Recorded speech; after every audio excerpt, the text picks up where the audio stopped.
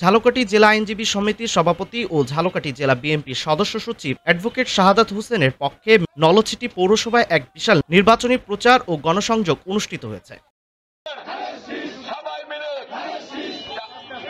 এই কর্মসূচির আয়োজন করেন নলছিটি পৌর কৃষক দল। নলছিটি পৌর কৃষক দলের সভাপতি শহীদুল ইসলাম খোকন খানের সভাপতিত্বে এক বিশাল মিছিল বের হয়। মিছিলে কৃষক দলের বিপুল সংখ্যক নেতাকর্মী ও সমর্থন অংশগ্রহণ করেন। তারা অ্যাডভোকেট শাহাদাত হোসেনের সমর্থনে বিভিন্ন স্লোগান দেন এবং সাধারণ ভোটারদের কাছে তার জন্য ভোট প্রার্থনা করেন।